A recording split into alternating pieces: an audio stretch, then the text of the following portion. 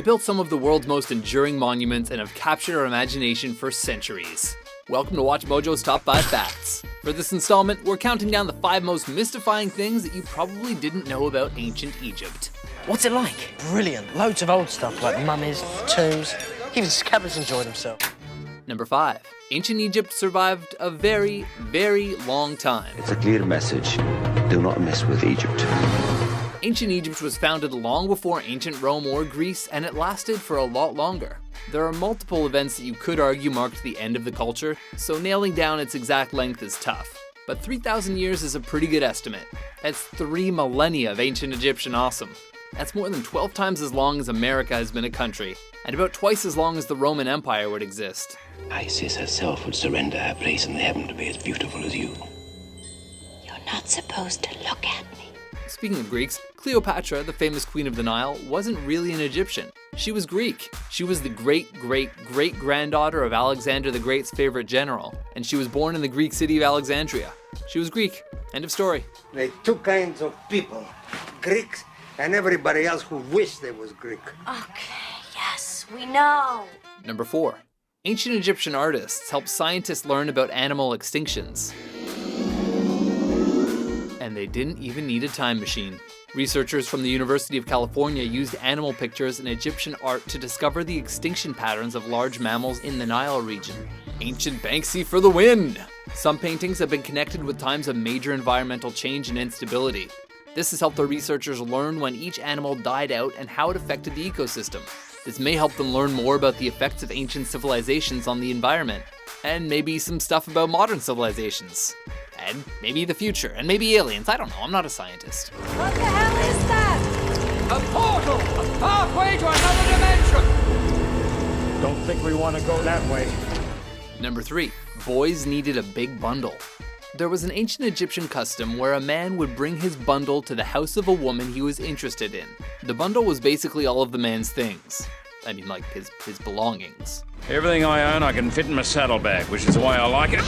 If the woman accepted the bundle, the man would start living with her. There's actually no evidence that there was any kind of a marriage ceremony beyond this. It was just done, and it was done pretty quickly after a short period of dating, if they even dated at all. Kind of the ancient equivalent of showing up to a blind date with a U-Haul.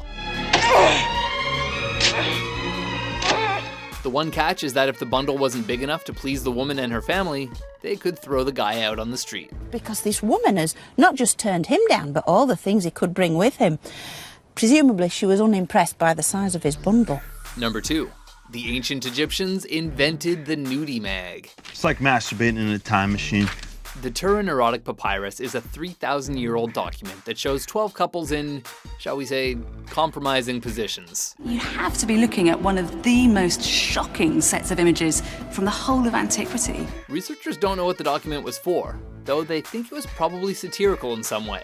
But ancient Egyptians did kind of like sex. What is this place?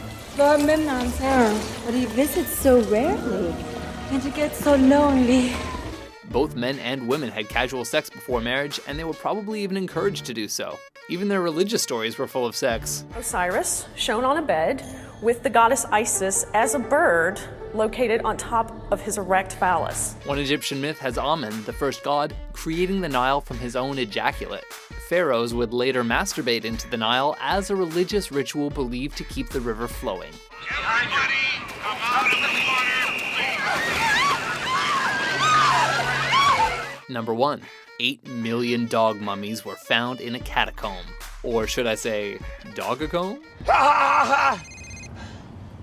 That's a fake laugh, by the way! Researchers found millions of mummified animals in a crypt dedicated to Anubis, the god of the afterlife.